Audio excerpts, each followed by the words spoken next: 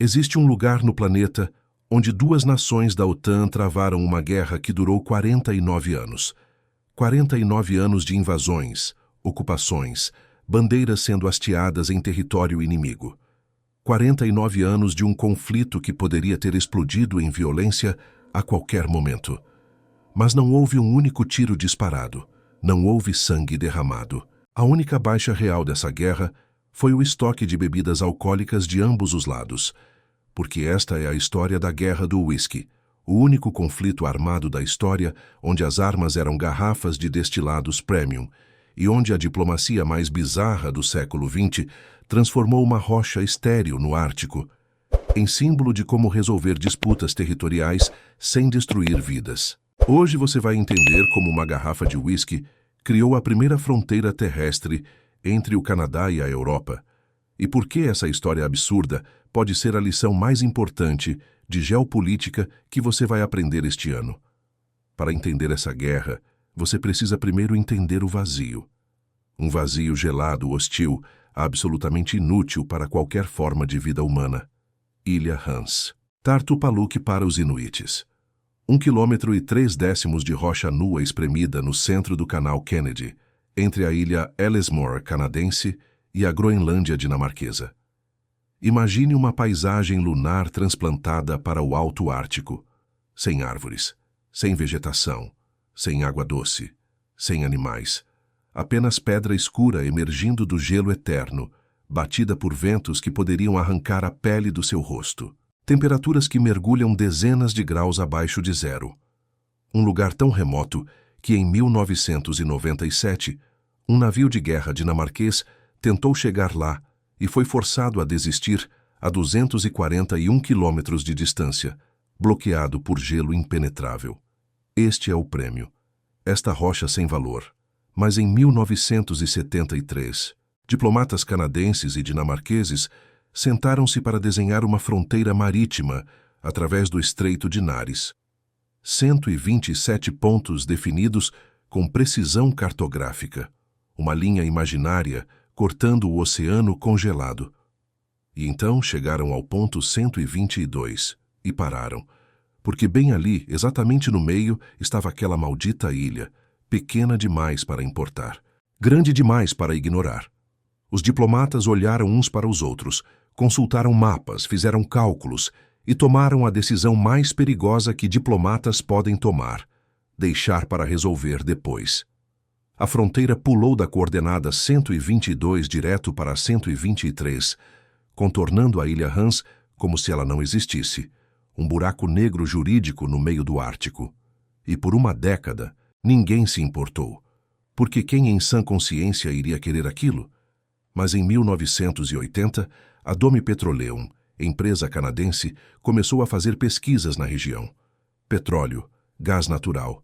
Os rumores começaram a circular. E, de repente, aquela rocha inútil ganhou valor simbólico. Porque no Ártico tudo é simbólico. Cada centímetro de território é uma declaração de intenção. Cada bandeira plantada é uma reivindicação futura sobre o que pode estar escondido sob o gelo. E em 1984, a Dinamarca decidiu que era hora de fazer sua declaração. 28 de julho. Verão ártico, o que significa que em vez de menos 50 graus, estava apenas brutalmente frio. Um helicóptero dinamarquês cortou o céu cinza e pousou na rocha nua. A porta se abriu, e dele desceu Tom Hoyem, ministro dinamarquês para a Groenlândia, com uma bandeira vermelha com a cruz branca nas mãos. Ele a plantou no ponto mais alto da ilha. O tecido estalou no vento polar. E então, ele fez algo que transformaria a geopolítica em teatro. Deixou uma garrafa de schnapps dinamarquês ao pé da bandeira, junto com uma nota: Velkommen til den danske ø. Bem-vindo à ilha dinamarquesa. E foi embora. Quando a notícia chegou a Ottawa, o silêncio nos corredores do poder canadense durou exatos 3 segundos. Depois veio a fúria. Aquela rocha era canadense. Sempre foi. E se a Dinamarca queria jogar esse jogo, o Canadá sabia jogar melhor. Semanas depois, outro helicóptero, desta vez com as cores canadenses. Soldados desceram. Encontraram a bandeira dinamarquesa tremulando sozinha. E aqui está o detalhe que define tudo. Eles não a arrancaram com raiva, não a queimaram, não a jogaram no oceano. Eles a dobraram, cuidadosamente, com o respeito que você dá à bandeira de um aliado. Porque Canadá e Dinamarca são ambos membros fundadores da OTAN. Lutaram lado a lado em guerras reais. E mesmo nessa disputa absurda, havia regras não escritas. Hastearam a bandeira canadense. Deixaram uma garrafa de Canadian Club Whisky e uma nota, Welcome to Canada. E assim começou o ritual mais bizarro da história militar moderna. A cada poucos meses ou anos, dependendo de quem conseguia chegar primeiro através do gelo traiçoeiro, helicópteros de uma das nações pousavam na ilha. A tripulação descia. Encontrava a bandeira inimiga. Dobrava-a com respeito quase cerimonial. Guardava a garrafa de bebida deixada como troféu de guerra. Hasteava sua própria bandeira. Deixava sua própria garrafa. E partia. Os dinamarqueses traziam schnapps, depois gammeldansk, uma bebida amarga de ervas que eles consideravam superior. Os canadenses mantinham lealdade ao Canadian Club, whisky que ajudou a construir a identidade nacional. Era uma guerra de marcas, uma disputa territorial travada com destilados. Em 1988, o navio de patrulha dinamarquês HDMS Tulugak conseguiu romper o gelo e ancorar perto da ilha. Marinheiros desembarcaram como se estivessem conquistando território hostil, mas a única coisa hostil era o clima. Bandeira hasteada, garrafa depositada, missão cumprida.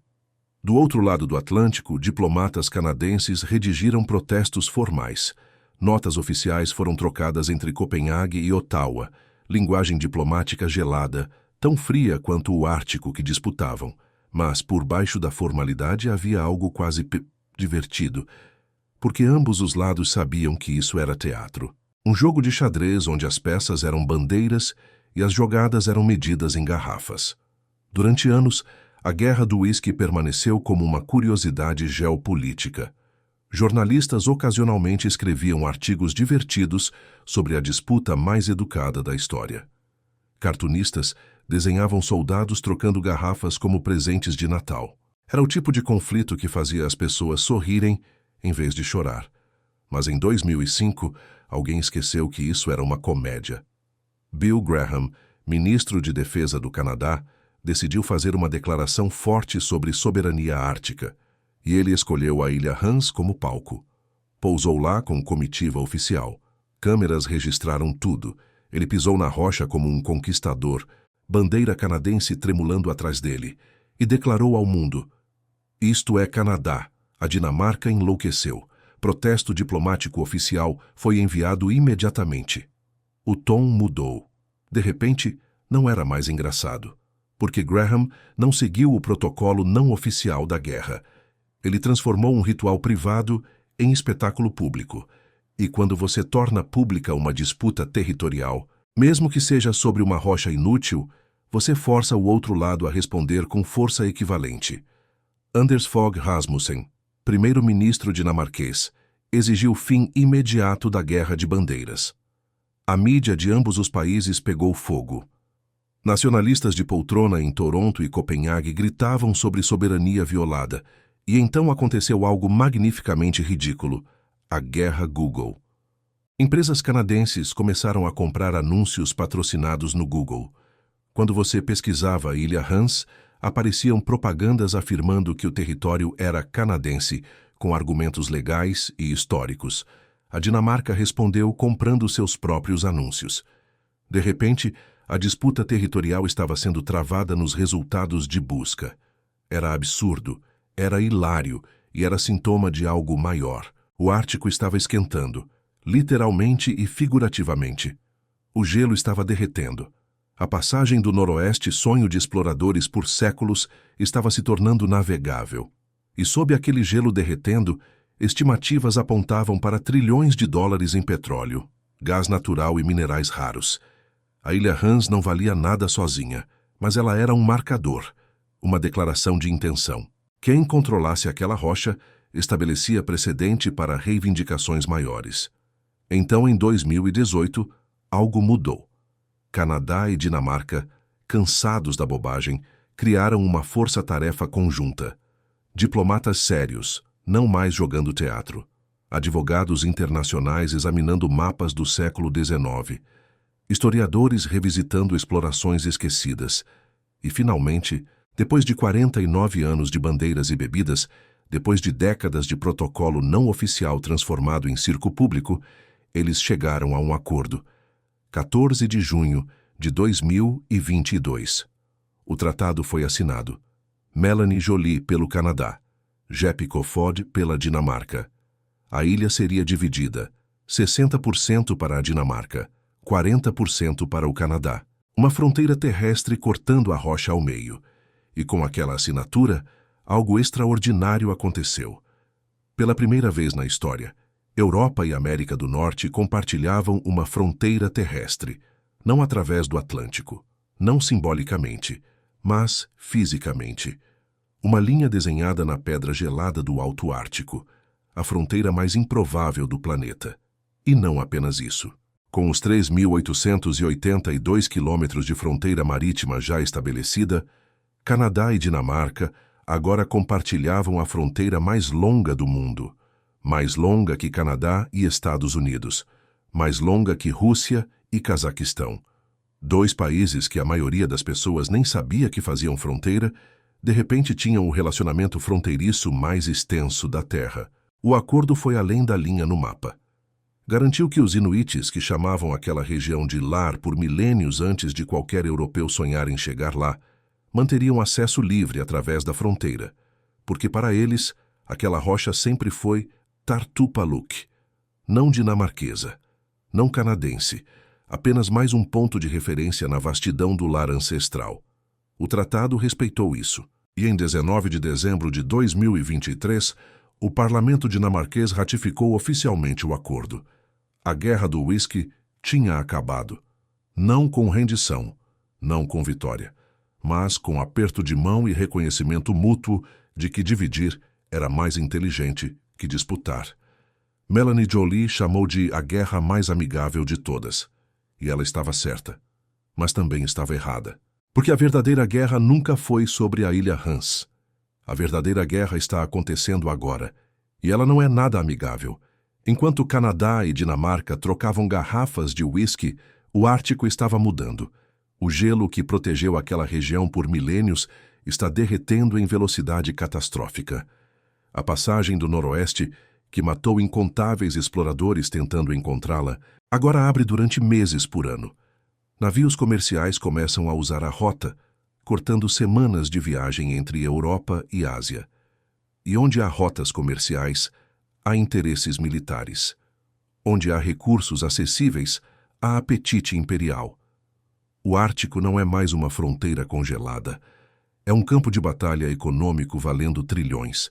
Rússia não está trocando garrafas de vodka. Em 2007, um submarino russo desceu ao fundo do Oceano Ártico e plantou uma bandeira de titânio no leito marinho sob o Polo Norte. Não foi um gesto simbólico, foi uma declaração. Isto é nosso. Moscou reivindica quase metade do Oceano Ártico como extensão de sua plataforma continental. Construiu bases militares ao longo de sua costa norte, reabriu instalações da era soviética abandonadas após a Guerra Fria. Navios de guerra patrulham águas que eram consideradas inúteis décadas atrás. E enquanto o Ocidente estava distraído com guerras no Oriente Médio, a Rússia estava consolidando controle sobre o teto do mundo. A China, que não tem nenhum centímetro de território no Círculo Polar Ártico, decidiu que isso não importa. Em 2018, Pequim publicou seu primeiro livro branco do Ártico e se autodeclarou uma nação quase ártica. Quase. Como se geografia fosse questão de opinião. A China investe bilhões em portos da Islândia. Compra direitos de mineração na Groenlândia. Financia pesquisa científica em estações árticas de outros países. Porque Pequim entende que no século XXI, influência não vem apenas de baionetas. Vem de capital, de infraestrutura, de dívida estratégica. E quando o gelo derreter completamente, quando a rota do Mar do Norte se tornar via marítima regular, quem controlar os portos controlará o comércio. Estados Unidos, acordando tarde para a festa, corre para recuperar terreno perdido. Quebra-gelos novos sendo construídos depois de décadas de negligência. Exercícios militares árticos aumentando em frequência e tamanho. Groenlândia, que Donald Trump tentou comprar em 2019 num momento de clareza estratégica bizarra, tornou-se peça central de segurança nacional americana, porque a base aérea de Thule, na costa noroeste da Groenlândia, é sistema de alerta antecipado contra mísseis vindos do norte. E se a Groenlândia decidir buscar independência da Dinamarca, como movimentos nacionalistas groenlandeses vêm crescendo, para quem ela vai se voltar? Para Copenhague, que a colonizou? Para Washington, que oferece dinheiro e proteção? Ou para Pequim, que oferece dinheiro sem sermões sobre democracia? Noruega aumenta a presença militar em Svalbard. Islândia, sem exército próprio, depende de aliados da OTAN para defender águas que de repente valem fortuna. Finlândia e Suécia, recém-admitidas na OTAN em resposta à invasão russa da Ucrânia, olham nervosamente para suas fronteiras norte, porque o Ártico não é mais periferia gelada, é centro estratégico. E todo país com litoral ártico sabe que a próxima grande guerra, se acontecer, pode muito bem começar ali. Contraste isso com a Guerra do Uísque. Contraste a elegância daquele ritual absurdo, onde inimigos respeitavam bandeiras uns dos outros, onde a pior coisa que acontecia era furto educado de bebida alcoólica, com o que está acontecendo no resto do mundo. Em fevereiro de 2022, 4 meses antes de Canadá e Dinamarca assinarem seu acordo sobre a ilha Hans, a Rússia invadiu a Ucrânia. Não com bandeiras e notas educadas, com mísseis de cruzeiro e tanques. Cidades inteiras foram reduzidas a escombros, milhares de civis mortos, milhões de refugiados, e Vladimir Putin, que observou a elegância diplomática do Ártico Ocidental, decidiu que aquilo era fraqueza, que disputas territoriais se resolvem com força bruta. Mas aqui está a ironia brutal. Enquanto a Rússia queimava pontes com o Ocidente, transformava-se em pária internacional. Destruía sua própria economia com guerra insana na Ucrânia, Canadá e Dinamarca, provavam que existe outro caminho, que duas nações podem discordar sobre território e ainda assim sentar, negociar, dividir, de forma que ambos ganham. Que humor e civilidade não são sinais de fraqueza. São sinais de inteligência estratégica. Porque no final o que a Rússia ganhou com brutalidade? Isolamento, sanções, uma geração de russos mortos em campos ucranianos. E o que Canadá e Dinamarca ganharam com diplomacia? Uma fronteira estável, precedente para resolver disputas futuras, respeito internacional e um exemplo que o resto do mundo desesperadamente precisa seguir. A Guerra do Uísque foi ridícula, foi boba, foi completamente desnecessária do ponto de vista prático, mas foi absolutamente necessária do ponto de vista civilizacional. Porque ela provou que mesmo quando interesses nacionais colidem, mesmo quando orgulho está em jogo, mesmo quando recursos valiosos estão escondidos sob o gelo, você não precisa matar. Você não precisa destruir. Você pode plantar uma bandeira, deixar uma garrafa de uísque e confiar que o outro lado vai responder com mesma cortesia. E décadas depois, quando finalmente sentar para negociar, você vai ter construído tanta boa vontade que o acordo será fácil. Mas e o futuro? A pergunta que mantém estrategistas acordados à noite é esta: a cooperação ártica vai sobreviver ao que está vindo? Porque quando o último pedaço de gelo de verão derreter, quando trilhões em recursos tornarem-se acessíveis, quando rotas comerciais transformarem o Ártico em novo Mediterrâneo, as garrafas de uísque vão ser suficientes? Ou vamos ver a bandeira de titânio russa no fundo do mar transformar-se em precedente? Vamos ver disputas resolvidas por submarinos nucleares em vez de helicópteros educados. A escolha está sendo feita agora. Cada movimento militar russo no Ártico, cada investimento chinês em infraestrutura polar, cada decisão de países ocidentais sobre quanto militarizar a região. Tudo isso está escrevendo as regras do próximo século. E a ilha Hans, aquela rocha dividida ao meio por linha desenhada em 2022, permanece como testemunha silenciosa. Um lembrete de que existe alternativa, que dignidade e inteligência podem vencer ganância e força, se tivermos coragem para escolher esse caminho. A lição da guerra do uísque não é que disputas territoriais são bobagem, é que a forma como escolhemos travar essas disputas define quem somos. Canadá e Dinamarca poderiam ter transformado aquela rocha em Crimeia do Ártico. Poderiam ter enviado navios de guerra, estabelecido bases militares, arriscado vidas de soldados por questão de princípio. Mas escolheram algo radicalmente diferente. Escolheram acreditar que o outro lado era razoável. E essa crença, mantida por 49 anos através de trocas de bandeiras e bebidas, criou realidade onde cooperação era possível. Num mundo onde fronteiras são desenhadas com sangue, onde líderes medem força pela capacidade de infligir sofrimento, onde território é tomado por tanques e mantido por terror, a guerra do uísque é anomalia preciosa. É prova de que cinismo não precisa vencer, que entre nações maduras, conflito pode ser ritual em vez de carnificina, que você pode defender seus interesses sem abandonar sua humanidade. Então, da próxima vez que você ouvir sobre disputa territorial, sobre nação reivindicando ilha distante ou oceano contestado, lembre-se da ilha Hans. Lembre-se que existe escolha entre uísque e mísseis, entre respeito e destruição, entre construir fronteira que divide território, mas une povos, ou cavar trincheira que divide tudo para sempre.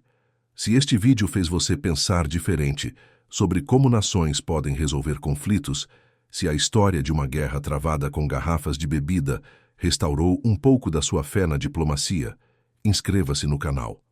Porque enquanto o mundo parece determinado a resolver tudo com violência, ainda existem histórias que provam que inteligência e bom humor são armas mais poderosas que qualquer arsenal. E essas histórias precisam ser contadas. E se você achou fascinante como uma rocha inútil no Ártico tornou-se símbolo de geopolítica civilizada, você precisa entender a próxima grande disputa territorial que está esquentando. As ilhas Spratly, no mar da China Meridional, onde 6 nações reivindicam o mesmo território, e onde China está literalmente construindo ilhas artificiais para plantar bases militares. Porque lá, infelizmente, ninguém está trocando garrafas de uísque. E o que acontecer naquelas águas pode definir se o século XXI será lembrado pela sabedoria da ilha Hans, ou pela loucura de tudo que veio depois.